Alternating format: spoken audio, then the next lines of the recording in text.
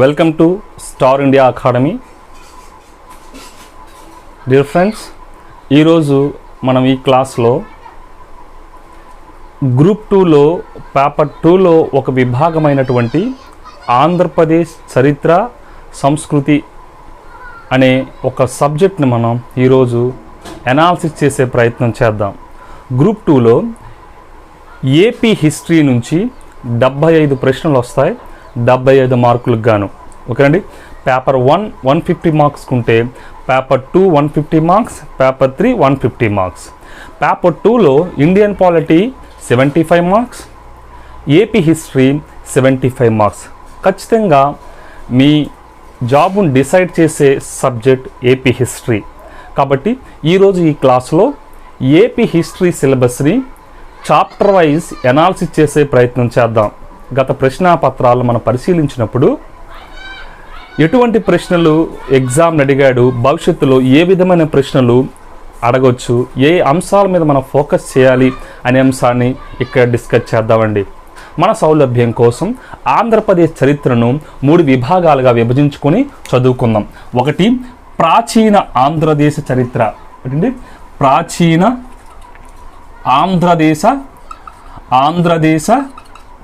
చరిత్ర, ప్రాచీన ఆంధ్రదేశ చరిత్ర. రెండో విభాగం మధ్యయుగ ఆంధ్రదేశ్ చరిత్ర, మధ్యయుగ ఆంధ్రదేశ చరిత్ర, ఆంధ్రదేశ చరిత్ర. మూడవ విభాగం ఆధునిక ఆంధ్రదేశ్ చరిత్ర, ఆధునిక ఆంధ్రదేశ చరిత్ర. ఓకే అండి. మధ్యయుగ ఆంధ్రదేశ్ చరిత్ర, ప్రాచీన ఆంధ్రదేశ్ చరిత్ర, మధ్యయుగ ఆంధ్రదేశ్ చరిత్ర, ఆధునిక ఆంధ్రదేశ్ చరిత్ర. ఏపీ హిస్టరీ మొత్తం సిలబస్లో మనకి 5 చాప్టర్స్ ఉన్నాయి. ఈ 5 చాప్టర్స్ని ఈ 3 విభాగాల్లో మనం విభజించుకొని చాప్టర్ వైజ్ మనం ఇప్పుడు అనాలిసిస్ చేద్దామండి. మొదటిగా ప్రాచీన ఆంధ్రదేశ్ చరిత్రని మనం ప్రాచీన ఆంధ్రదేశ్ చరిత్రలో సిలబస్లో ఏ విభాగాలు ఉన్నాయో మనం డిస్కస్ చేద్దామండి. చాప్టర్ 1 మొత్తం 5 చాప్టర్స్లో చాప్టర్ 1లో ఏ విభాగాలు ఉన్నాయో చూద్దామండి. చాప్టర్ 1 ప్రాచీన ఆంధ్రదేశ చరిత్ర, ప్రాచీన ఆంధ్రదేశ చరిత్ర. ఓకే అండి. ఇందులో ఇచ్చిన మొదటి విభాగం ఏంటి అంటే, మొదటి విభాగం ఆంధ్రప్రదేశ్ భౌగోళిక లక్షణాలు, ఆంధ్రప్రదేశ్ భౌగోళిక లక్షణాలు, చరిత్ర సంస్కృతిపై వాటి ప్రభావం ఏంటండి. చాప్టర్ 1లో మనకిచ్చిన మొదటి విభాగం ఏంటంటే ఆంధ్రప్రదేశ్ భౌగోళిక లక్షణాలు, చరిత్ర సంస్కృతిపై వాటి ప్రభావం ఏ విధంగా ఉంది, చరిత్ర సంస్కృతి మీద భౌగోళిక లక్షణాల ప్రభావం ఏ విధంగా ఉంటుందనేది మనం ఇక్కడ అధ్యయనం చేయాలి. ఓకేనండి. మొదటగా మనం ఆంధ్రప్రదేశ్ చరిత్రకు సంబంధించిన సిలబస్ పేపర్ను మనం గమనించినట్లయితే అందులో ఏమని వాడు పేర్కొన్నాడంటే ఆంధ్రప్రదేశ్ సామాజిక చరిత్ర సంస్కృతి అన్నాడు, ఆంధ్రప్రదేశ్ సామాజిక సాంస్కృతిక చరిత్ర అన్నాడు. ఓకేనండి. సో కాబట్టి మనం ఈ ఇచ్చిన సిలబస్ని బట్టి ఏం అర్థం చేసుకోవచ్చు అంటే రాజకీయ అంశాలపై ప్రాధాన్యత తగ్గించి ఆయా యుగాల్లో అభివృద్ధి చెందినటువంటి సాంస్కృతిక అంశాలు లేదా ఆయా యుగాల్లో అభివృద్ధి చెందినటువంటి సాంస్కృతిక వికాసం ఏ విధంగా ఉంది అనేది మనం గమనించాలి. అసలు సాంస్కృతికపరమైన అభివృద్ధి అంటే ఏంటి, అసలు సంస్కృతి అంటే ఏంటి అంటే సంస్కృతి అంటే ఒక జీవన విధానం. సంస్కృతి అంటే ఏం చెప్పొచ్చండి, ఒక జీవన విధానం. అటువంటి సంస్కృతిలోకి ఏ అంశాలు వస్తాయి? సంస్కృతిలోకి భాష, సాహిత్యము, ఆచారాలు, పండుగలు, నృత్యము, మత పరిస్థితులు, మత విధానాలు, ఇటువంటి అన్నింటి సమాహారమే సంస్కృతిగా చెప్పొచ్చు. అర్థమవుతుందండి. అంటే ఈ అంశాలన్నీ కూడా సంస్కృతిలో ఉంటాయి. అంటే స్థూలంగా చెప్పాలంటే సంస్కృతి అనేది ఒక జీవన విధానం. ఇక్కడ సంస్కృతి అనే పదం చాలా విస్తృతమైన అర్థంలో వాడబడింది. సంస్కృతి అంటే ఏదో ఒక్క విషయానికి సంబంధించింది కాదండి. ఇది సంస్కృతి అంటే జీవన విధానంగా మనం పేర్కొనవచ్చు. ఓకేనండి. అయితే ఏ దేశ చరిత్ర అయినా, ఏ ప్రాంత చరిత్ర అయినా మనం గమనించినప్పుడు ఆ ప్రాంత చరిత్ర లేదా ఆ దేశ చరిత్రను భౌగోళిక లక్షణాలు ఏ విధంగా ప్రభావితం చేస్తాయి, భౌగోళిక లక్షణాలు అనేవి ఆ చరిత్రను, సంస్కృతిని ఏ విధంగా ప్రభావితం చేస్తాయంటే చరిత్ర పుటల్లో చూస్తే చాలా ఎగ్జాంపుల్స్ ఉన్నాయండి. ఉదాహరణ కోకొల్లలుగా ఉన్నాయి. అందులో ఒక ఉదాహరణ ఇప్పుడు డిస్కస్ చేస్తాం. రిమైనింగ్ అన్నీ కూడా మనం ఏపీ చరిత్ర మన లెసన్స్లో మనం డిస్కస్ చేద్దాం. ఓకే అండి. ఉదాహరణకు శివాజీని తీసుకోండి. శివాజీనే కాదండి, మరాఠా యోధులను తీసుకోండి. సో శివాజీ కానీ మరాఠా యోధులు కానీ ఏ విధంగా వాళ్ళు స్వరాజ్యాన్ని స్థాపించగలిగారు, మహమ్మదీయుల పాలనను ఏ విధంగా ఎదిరించగలిగారు. అతి బలమైనటువంటి సామ్రాజ్యం మొఘల సామ్రాజ్యం, అత్యంత శక్తివంతమైన సైనిక వ్యవస్థను కలిగి ఉన్న సామ్రాజ్యం మొఘల సామ్రాజ్యం. భారతదేశం మొత్తం, అప్పటికే భారతదేశం మొత్తం విస్తరించి ఉన్నటువంటి సామ్రాజ్యం మొఘల సామ్రాజ్యం. భారతదేశం మొత్తం విస్తరించి ఉంది. ప్రపంచ సామ్రాజ్యాల్లో పోల్చినప్పుడు మొఘల సామ్రాజ్యం అతి సుసంపన్నమైన సామ్రాజ్యం, సువిశాలమైన సామ్రాజ్యం మొఘల సామ్రాజ్యం, ఎంతో బలిష్టమైన సామ్రాజ్యం. అటువంటి సామ్రాజ్యాన్ని మరాఠా యోధులు కానీ శివాజీ కానీ ఏ విధంగా ఎదిరించగలిగారు? అటువంటి శక్తియుక్తులు శివాజీకి ఎక్కడి నుంచి వచ్చాయండి? ఖచ్చితంగా భౌగోళిక నేపథ్యమే శివాజీకి అటువంటి శక్తియుక్తులు నేర్పించింది. ఖచ్చితంగా మనం ఒప్పుకోవాల్సిందే. భౌగోళిక నేపథ్యం శివాజీకి అటువంటి శక్తియుక్తులు నేర్పించింది. శివాజీ యొక్క గుణశీలాలను పక్కన పెడితే శివాజీకి అటువంటి శక్తియుక్తులు ఎక్కడ వచ్చాయంటే భౌగోళిక నేపథ్యం నుంచే వచ్చాయి. ఏ విధంగా వచ్చాయో ఇప్పుడు నేను వివరిస్తాను చూడండి. ఖచ్చితంగా మీరు కూడా యాక్సెప్ట్ చేస్తారు భౌగోళిక పరిస్థితులు మన జీవన విధానం మీద ప్రభావితం చేస్తాయని. ముఖ్యంగా మన మరాఠా ప్రాంతాన్ని గమనించినట్లయితే మరాఠా ప్రాంతం అనేది పీఠభూమి ప్రాంతం. అంత చదునైనటువంటి ప్రాంతం కాదు, ఎగుడు దిగులు ఉన్నటువంటి ప్రాంతం, వ్యవసాయానికి యోగ్యత లేనటువంటి ప్రాంతం, అరణ్యాలతో కూడుకున్నటువంటి ప్రాంతం, వర్షపాతం తక్కువగా ఉన్నటువంటి ప్రాంతం. వ్యవసాయ యోగ్యత లేనప్పుడు, పంటలు పండించడానికి అంతగా అవకాశం లేనప్పుడు మరి ప్రజలు జీవన విధానం ఏ విధంగా కొనసాగిస్తారు? వాళ్ళు స్థిరమైన జీవన విధానం సాగించాలంటే వాళ్ళకి ఆధారం ఏంటి? మరి వ్యవసాయ యోగ్యత లేదు, చదునైనటువంటి భూములు లేవు, సరైన వర్షపాతం లేదు, ప్రాంతం అంతా అరణ్యాలతో నిండి ఉంది.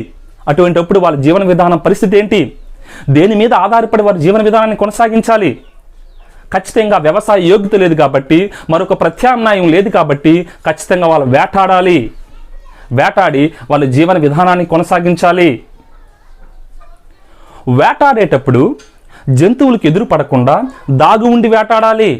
ఒకవేళ జంతువులకు ఎదురు పడితే, ఒకవేళ అవి క్రూర మృగాలైతే మనల్ని చంపే ప్రమాదం ఉంది, మన మీద దాడి చేసే ప్రమాదం ఉంది. కాబట్టి జంతువులకి కనబడకుండా దాగి ఉండి మనము వాటిని జంతువులను వేటాడాలి. ఆ విధంగా మరాఠా యోధులు కానీ శివాజీ కానీ వారి జీవన విధానాన్ని కొనసాగించడానికి వేట మీద ఆధారపడి జీవించారు.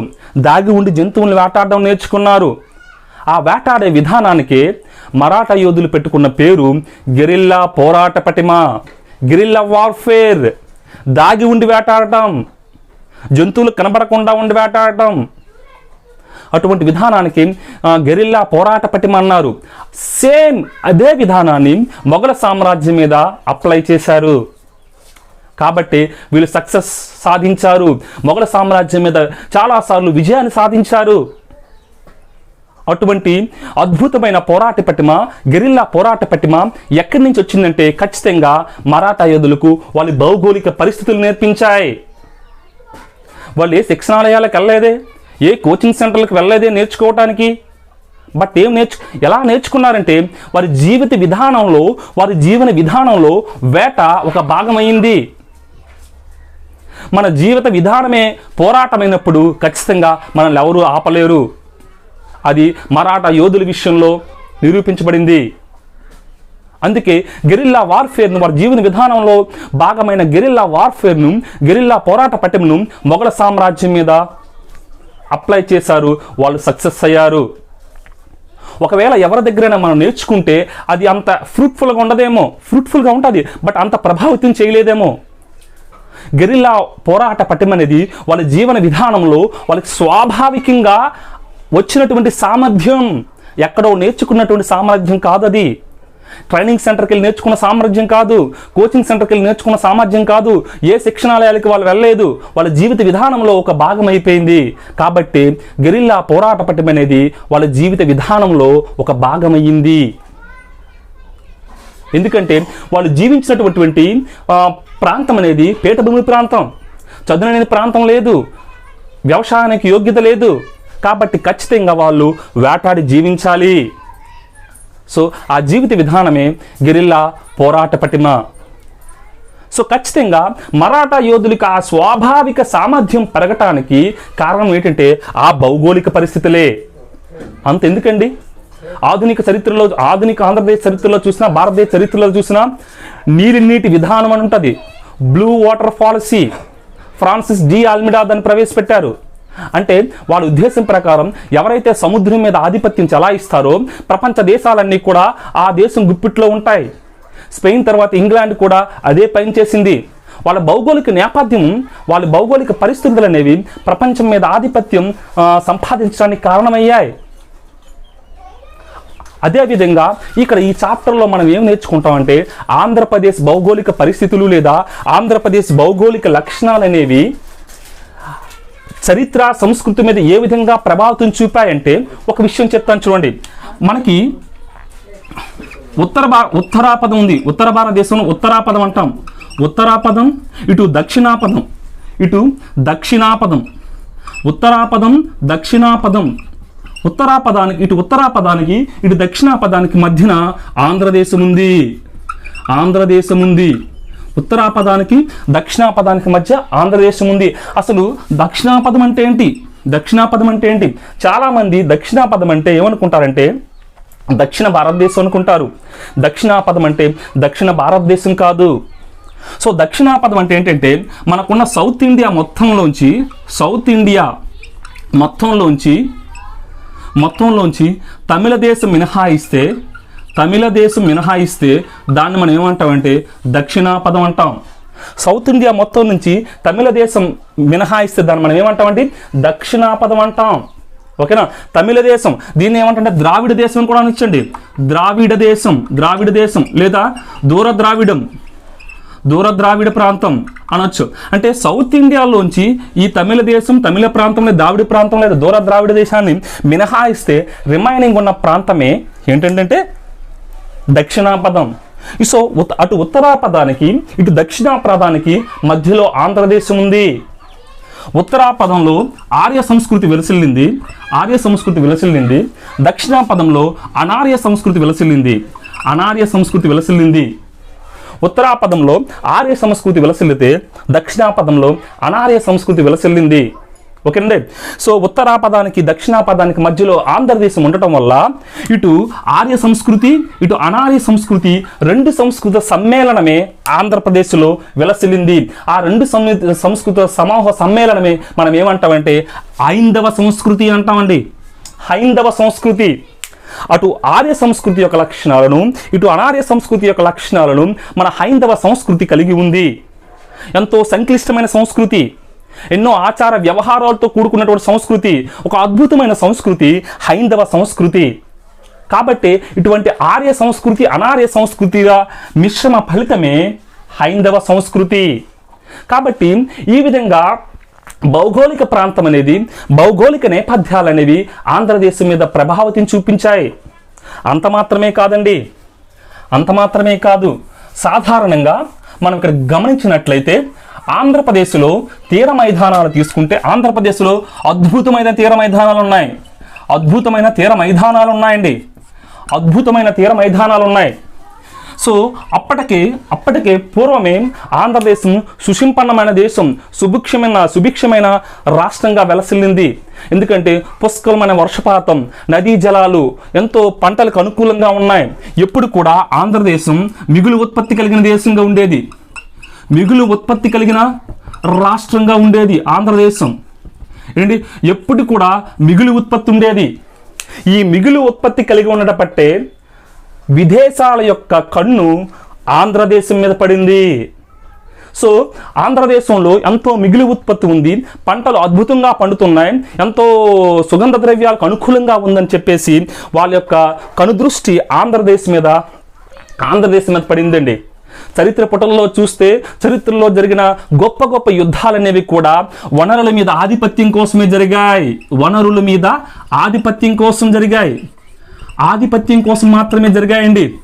సాధారణంగా చాలామంది మనం ఏం అపోహపడతామంటే మత ప్రచారం కోసం, మతం మీద ఆధిపత్యం కోసం గతంలో యుద్ధాలు జరిగాయి అనుకుంటాం. తప్పు. దేనికోసం గతంలో చరిత్రలో ఎక్కువగా యుద్ధాలు జరిగాయంటే వనరుల మీద ఆధిపత్యం. మతం కూడా ఒక కారణం కావచ్చు, కానీ మతమే ప్రధాన కారణం కాదు. దేనికోసం జరిగాయంటే వనరుల మీద ఆధిపత్యం కోసం గొప్ప గొప్ప యుద్ధాలు జరిగాయి. అంతెందుకండి, విజయనగరం బహమనీ సామ్రాజ్యం తీసుకోండి, విజయనగరం అండ్ బహమనీ సామ్రాజ్యం తీసుకోండి. సాధారణంగా అందరూ ఏమనుకుంటారంటే విజయనగర సామ్రాజ్యం తెలుగు భాషను ఎంతగానో పోషించింది, ఇది హైందవ సామ్రాజ్యం, హిందూ మతానికి సంబంధించింది అనుకుంటారు. బహమనీ సామ్రాజ్యం దానికి ఆపోజిట్లో ఉన్న మతాన్ని ప్రోత్సహిస్తుంది అనుకుంటారు. కానీ విజయనగర సామ్రాజ్యానికి బహమనీ సామ్రాజ్యానికి మధ్య జరిగిన యుద్ధానికి ప్రధానమైన కారణం మతం కాదు. మతం ఒక కారణం కావచ్చు, అది వేరే సంగతి. కానీ ప్రధానమైన కారణం కృష్ణా తుంగభద్ర అంతర్వేది ప్రాంతం, కృష్ణా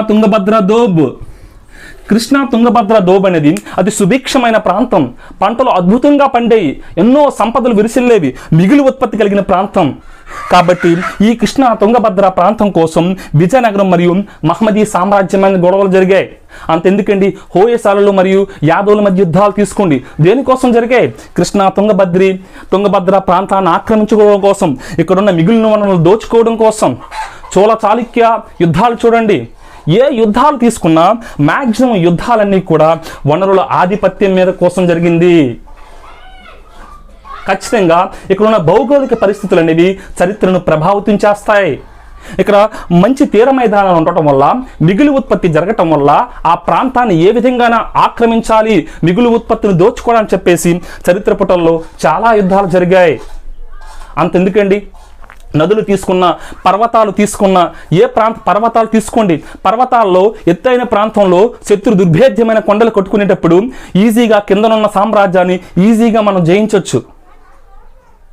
కాబట్టి ఎవరైతే హైయెస్ట్ ప్లేస్లో కొండలు, కోటలు, గిరిదుర్గాలు నిర్మించుకుంటారో వాళ్ళకి సేఫ్టీ ఎక్కువగా ఉంటుంది. కిందనున్న వాళ్ళు మనం ఈజీగా వాడించవచ్చు.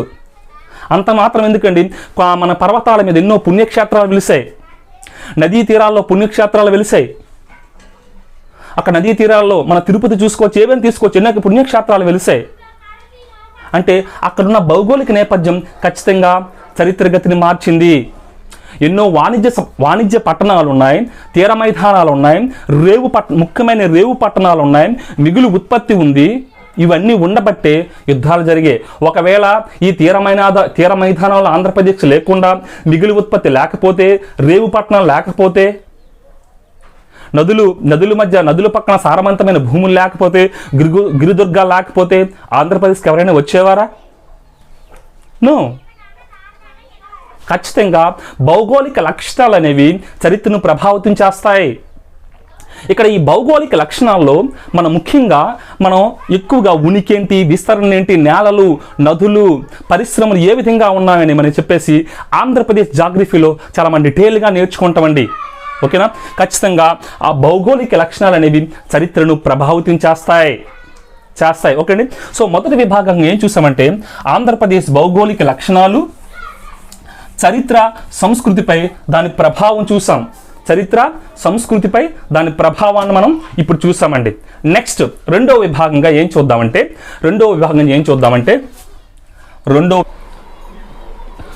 ఇందులో రెండవ విభాగంగా మనం ఆంధ్రప్రదేశ్ చారిత్రక పూర్వయుగం గురించి మనం నేర్చుకుంటాం.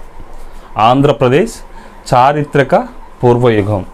ఈ ఆంధ్రప్రదేశ్ చారిత్ర పూర్వయుగంలో ఉన్న ఉపవిభాగాలు ఏంటంటే ఆంధ్రప్రదేశ్ చరిత్ర, ఆంధ్ర జాతి గురించి నేర్చుకుంటాం, మరియు ఆంధ్రప్రదేశ్ చరిత్రకు సంబంధించిన ఆధారాలు, వాంగ్మయ ఆధారాలు, పురావస్తు ఆధారాల గురించి నేర్చుకుంటామండి. మనం సెకండ్ చాప్టర్లో ప్రాచీన ఆంధ్రదేశ చరిత్రలో రెండవ విభాగంలో మనం ఏం నేర్చుకుంటామంటే ఈ 4 విషయాలు కూడా చాలా కూలంకుషంగా మనం నేర్చుకుంటాం.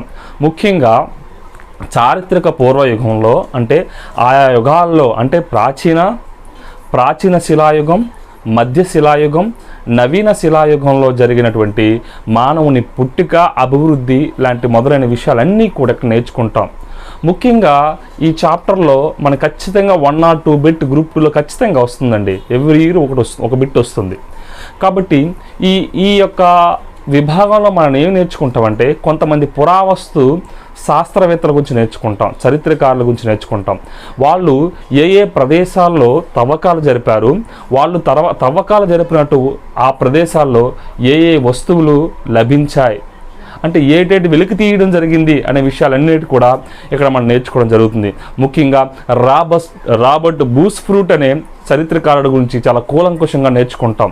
రాబర్ట్ బ్రూస్ఫ్రూట్ని మనం ఆంధ్రదేశ పురావస్తు శాస్త్ర పితామహుడిగా మనం పేర్కొంటాం. ఆంధ్రప్రదేశ్నే కాదండి, దక్షిణ భారతదేశ పురావస్తు శాస్త్ర పితామహుడిగా కూడా రాబర్ట్ బ్రూస్ఫ్రూట్ని మనం పేర్కోవడం జరుగుతుంది. ఎందుకంటే రాబర్ట్ బ్రూస్ఫ్రూట్ గారు ముఖ్యంగా తమిళనాడు రాష్ట్రంలోని పల్లవరంలో అనేక తవ్వకాలు జరిపారు. మన కడపలో త్రవ్వకాలు జరిపారు, అనంతపురంలో త్రవ్వకాలు జరిపాడు, మన నాగార్జున కొండ దగ్గర త్రవ్వకాలు జరపడం జరిగింది. తెలంగాణలో అయితే వరంగల్ ప్రాంతంలో కూడా త్రవ్వకాలు జరిపి అనేక విషయాలను వెలుగులో తీసుకురావడం జరిగింది. వీళ్ళు వెలుగులో తీసుకొచ్చిన విషయాలు ఏంటి, ఏ ప్రాంతాల్లో ఏవే బయలుపడ్డాయి వాళ్ళ పురావస్తు తవ్వకాలని చెప్పేసి చాలా డీటెయిల్డ్గా మనం ఇక్కడ ప్రాచీన శిలాయుగమని, మధ్య శిలాయుగమని, నవీన శిలాయుగమని ఇది ప్రత్యేకంగా ఇక్కడ చెప్పేసి మనం చదువుకుంటాం. దీనికి సంబంధించిన చరిత్రకు సంబంధించిన వాంగ్మయ ఆధారాలు ఏమున్నాయి, ఈ చరిత్రకు సంబంధించిన పురావస్తు ఆధారాలు ఉన్నాయని ముఖ్యంగా ఇక్కడ చదువుకోవడం జరుగుతుంది.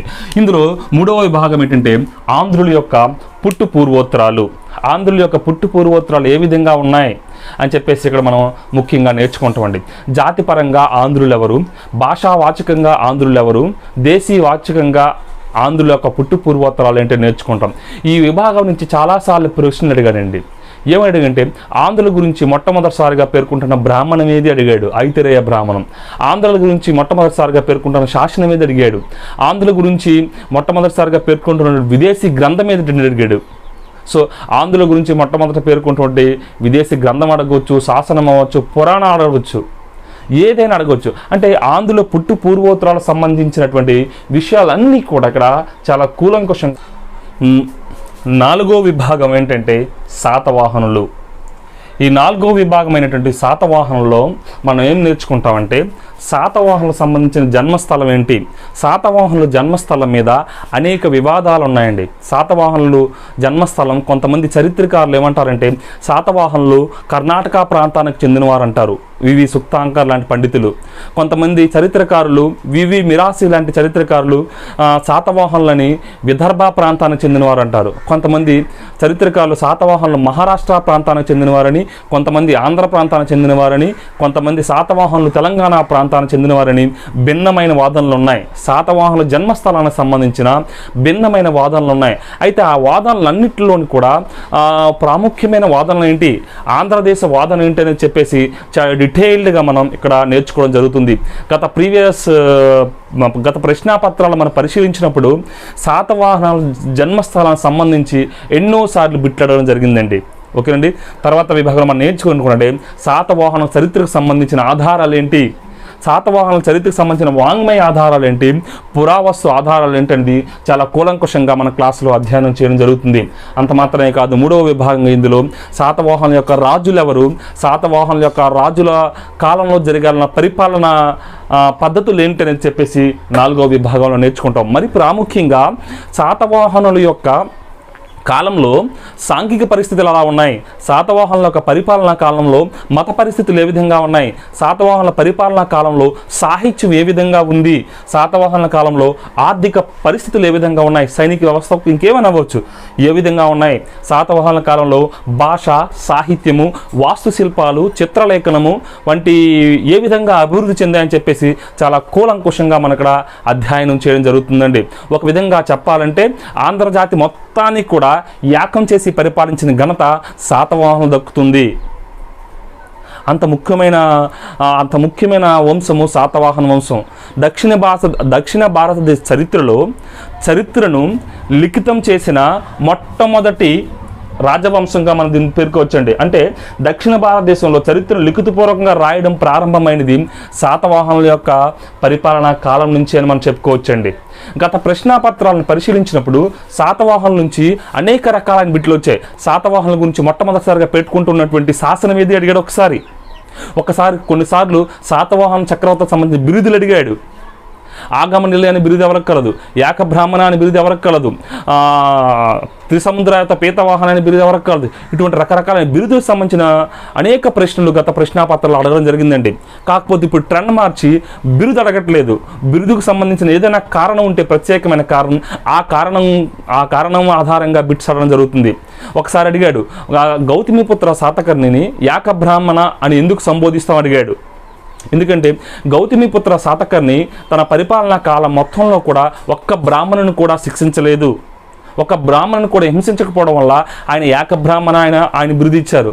ఇంకో బిట్ అడిగాడండి, త్రిసముద్రాయత పీతవాహన అనే బిరుదు గౌతమిపుత్ర శాతకర్ణికి ఎందుకు వచ్చింది అడిగాడు. ఎందుకంటే త్రిసముద్రాయత పీతవాహన అనే బిరుదు గౌతమిపుత్ర శాతకర్ణికి ఎందుకు వచ్చిందంటే ఆయన గుర్రం 3 సముద్రాల నీళ్లు తాగిందని చెప్తాడు. కిందని అరేబియా మహాసముద్రం వరకు, హిందూ మహాసముద్రం వరకు, ఇటు అరేబియా మహాసముద్రం, ఇటు బంగాళాఖాతం, ఇటు హిందూ మహాసముద్రం వరకు కూడా తన రాజ్యాన్ని విస్తరించాడు. కాబట్టి ఈయన త్రిసముద్రాయత పీతవాహన అని బిట్లు అడిగాడండి. చాలాసార్లు అడిగాడు. ఇలా చెప్పుకుంటూ పోతే చాలా రకాలైన బిట్లు ఇక్కడ అడగడం జరిగింది. మరి ముఖ్యంగా ఈ శాతవాహనులకు సంబంధించి వీరి కాలంలో అనేక సంస్కరణలపై ప్రశ్నలు అడిగాడు. కొన్నిసార్లు శ్రేణులకు సంబంధించిన ప్రశ్నలు అడిగాడు. కొన్నిసార్లు శాతవాహనుల కాలంలో ఉన్న వడ్డీ వ్యాపారం చేసే శాతవాహనుల కాలంలో విధించే వడ్డీ ఎంత శాతం అని అడిగాడు. 12% వడ్డీ విధించేవారండి. ఇటువంటి రకరకాలైన ప్రశ్నలు చాలా విధాలుగా ఎన్నో రకాలు అడిగారండి. ఆచార్య నాగార్జునుడి గురించి, యజ్ఞశ్రీ శాతకర్ణి గురించి చాలా అద్భుతమైన బిట్లు చెప్పుకుంటూ పోతే చాలా ఉంటుందండి. ఇది మన క్లాసెస్లో చాలా అద్భుతంగా మనం డిస్కస్ చేసే ప్రయత్నం చేద్దాం. శాతవాహనులు అనే టాపిక్ గురించి చాలా వీడియోస్ చేసుకుంటాం. ఒక్కొక్క దాని మీద చాలా అద్భుతంగా మనం డిస్కషన్ చేస్తామండి. ఓకేనండి. సో శాతవాహన కాలంలో కట్టేటువంటి చారిత్రక కట్టడాల గురించి కూడా చాలాసార్లు ప్రశ్న అడిగాడు. మరి ముఖ్యంగా ఈ కాలంలో జరిగిన సాంఘిక, ఆర్థిక, మత పరిస్థితులు, భాషా సాహిత్యము, వాస్తు శిల్పాలు, చిత్రలేఖనం గురించి మనం ఇక్కడ ప్రత్యేకంగా అధ్యయనం చేయాలి. ఖచ్చితంగా చేస్తాం కూడా. కాబట్టి నెక్స్ట్ తర్వాత విభాగంగా చెప్పుకోవచ్చు ఏంటంటే శాతవాహనులు. మరి ముఖ్యంగా ఒకసారి ఒక బిట్ అడిగాడండి. ఏమడిగాడంటే సంగమ సాహిత్యంలో పోషోండ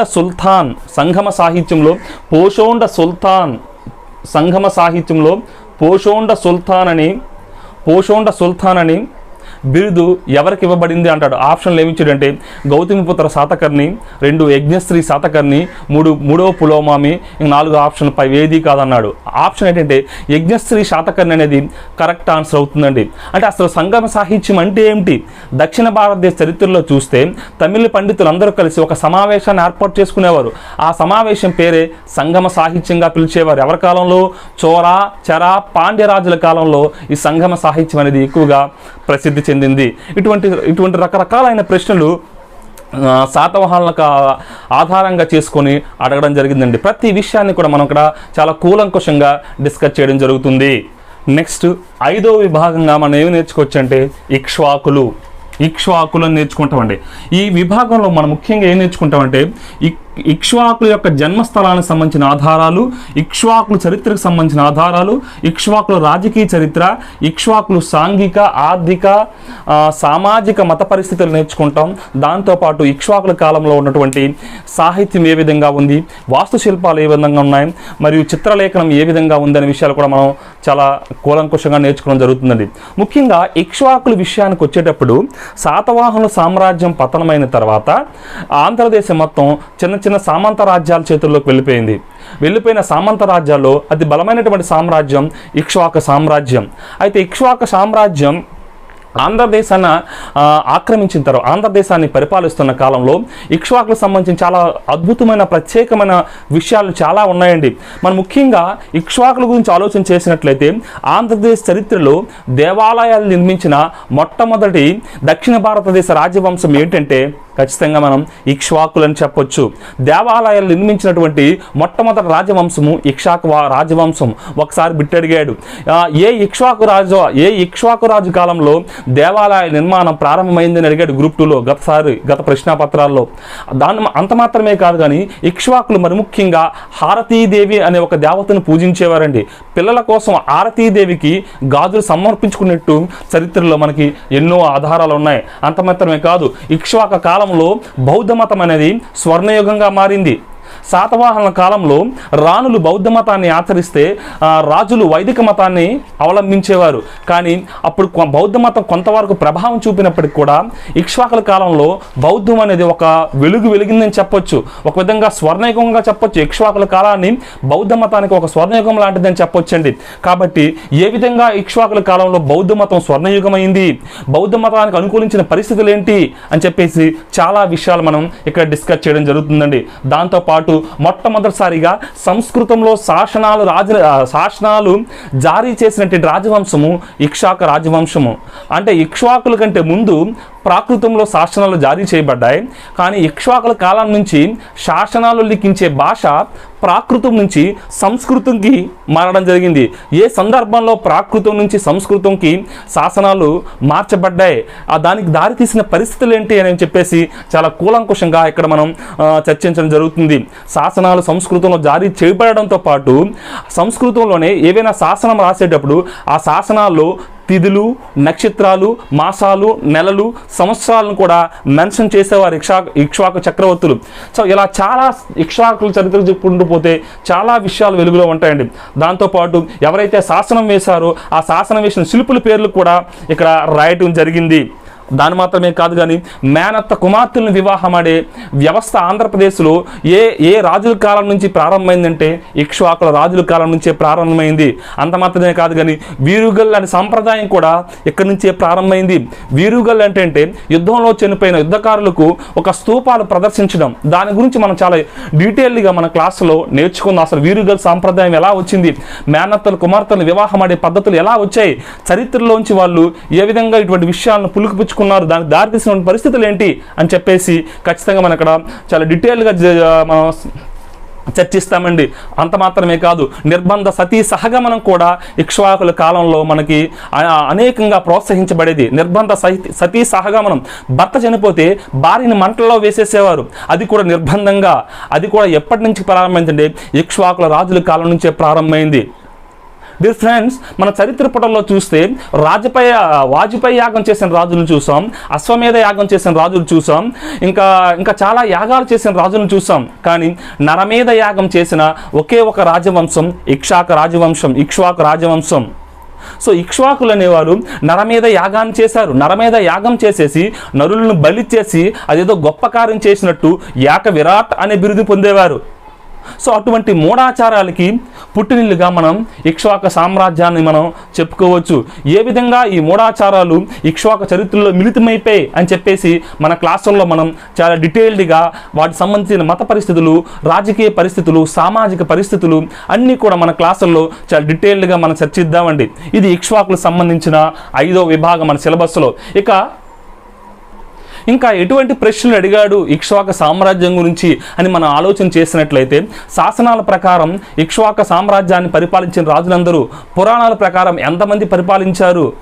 సో ఇటువంటి ప్రశ్నలు, చాలా ప్రశ్నలు గత ప్రశ్నాపత్రాలు అడగడం జరిగింది.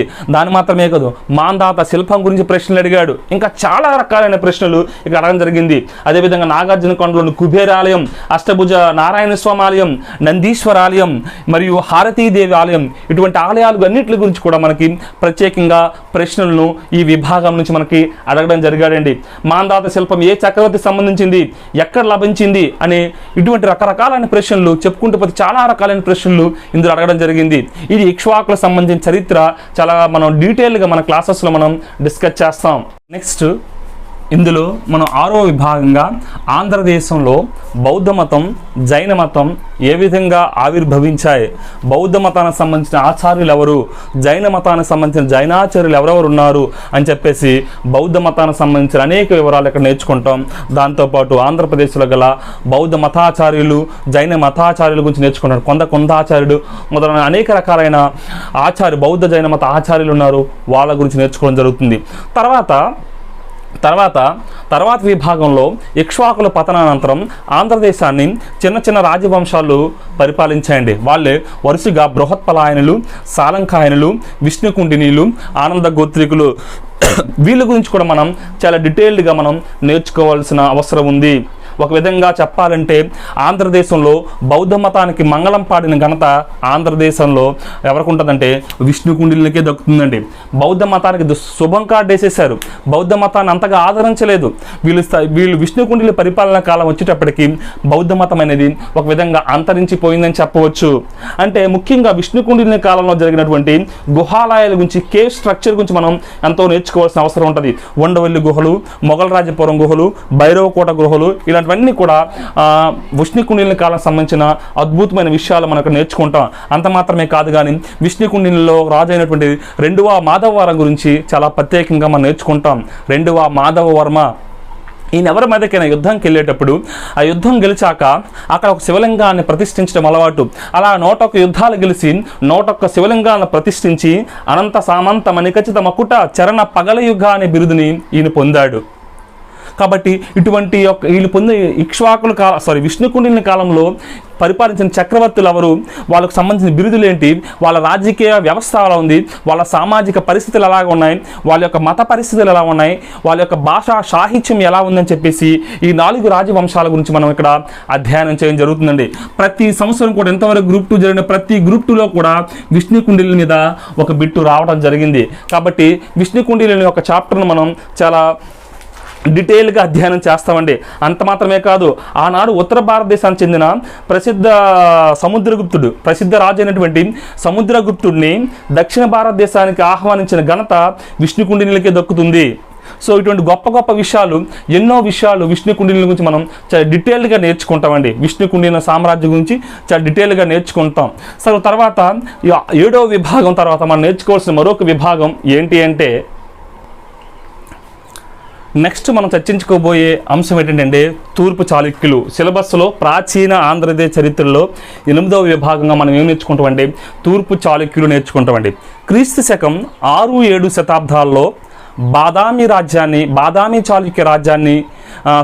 తూర్పు చాళుక్య రాజ్యాన్ని స్థాపించిన వ్యక్తి ఎవరంటే కుబ్జ విష్ణువర్ధనుడు.